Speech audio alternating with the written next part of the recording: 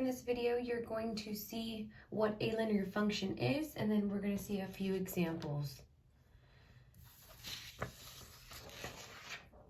Here's the definition and characteristics of a linear function. Examples and non-examples.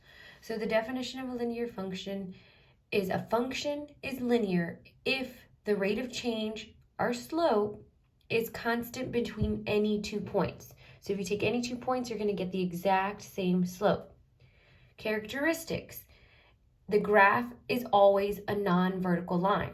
We don't want to say a straight line because vertical lines are straight, but vertical lines are not a function, so therefore it would not be a function or a linear function. And so here are examples at the bottom.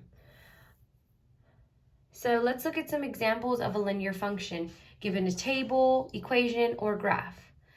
You're going to notice in this equation or this table, the change in our y values is subtracting 3 or minus 3. The change in our x values is plus 1. So if you find that slope, that constant rate of change, you would take negative 3, divide 1, you'd get negative 3. And because they're exactly the same value the entire time, you know that this is a linear function. In an equation, your x and your y's have an exponent of 1. Here, it doesn't matter where x and y are, whether you're subtracting a constant from your variable, they just need to have the exponent 1. And here, negative y equals 5x. You can multiply a number with x as long as those exponents are 1. In your graph, you're checking for a constant rate of change and for a straight line as long as it's a non-vertical line. So here you have a straight line decreasing from left to right, and you can see there's this constant rate of change throughout your graph. So this would be a linear function. To the right, we're going to go ahead and look at some non-examples. A non-example would be something that's curved. Since there's curves, it's not a linear function. A vertical line. If you draw your points on this line, it's not even a function. So if it's not a function, it cannot be linear. In a table, you do see different values for your change in your y's and your change in your x's. But you want to take those change in values for y and x and divide. So you want to identify the change in your y, triangle x, divided by triangle y divided by triangle x. So if I take my change in my y value from the first point to the second point, that's negative 12, divided by the change in my x value, which is 2.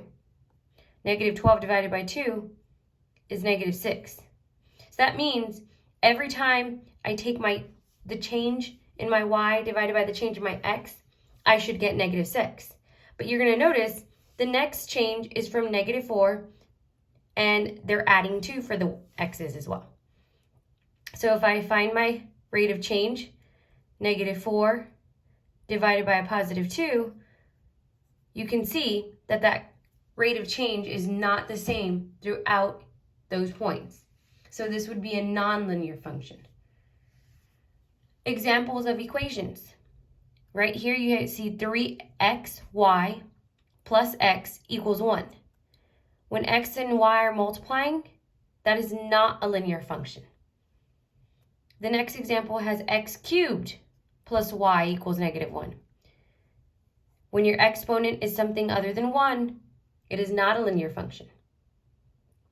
And the last example is x plus 6y equals 12.